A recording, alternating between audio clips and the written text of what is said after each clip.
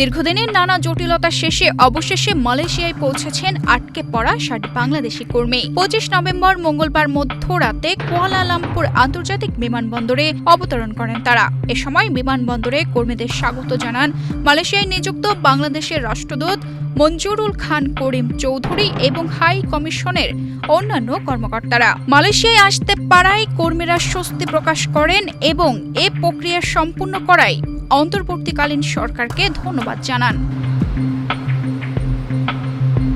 বাংলাদেশি কর্মীদের মালয়েশিয়ায় প্রেরণ কার্যক্রম আনুষ্ঠানিকভাবে শুরু হয় ২৫ নভেম্বর মঙ্গলবার।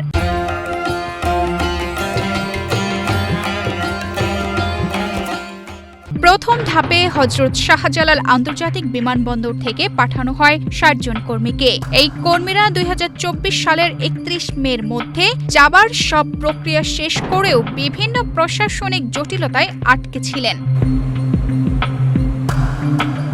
মালয়েশিয়ার প্রধানমন্ত্রী আনোয়ার ইব্রাহিমের বাংলাদেশ সফরের পর এই প্রক্রিয়ার গতি আসে। পরবর্তীতে উপদেষ্টা আসিফ নজরুল এবং আন্তর্জাতিক বিষয়ক বিশেষ দূত লুৎফি সিদ্দিকের মালয়েশিয়া সফর ও ২১-২২ মে অনুষ্ঠিত বাংলাদেশ মালয়েশিয়া তৃতীয় জয়েন্ট ওয়ার্কিং গ্রুপ বৈঠকে আটকে থাকা ৭,৮৭৩ জন কর্মীকে প্রেরণের দায়িত্ব বোয়াসেলকে দেওয়া হয়। কনস্ট্রাকশন ও ট্যুরিজম খাতে প্রথম ধাপে ৫০০ জন কর্মীর চাহিদা পাওয়া যায়। এর মধ্যে ২৫৫ জনের ভিসা সম্পন্ন হয়েছে। তাদের মধ্য থেকেই ৬০ জন কর্মী মালয়েশিয়ায় পৌঁছেছেন। তবে এদের সঙ্গেই একজন কর্মীকে ফেরত পাঠানো হয়েছে বলে জানা যায়। তানজিদা রহমান, ইনায়া, বাংলাদেশ প্রতিদিন।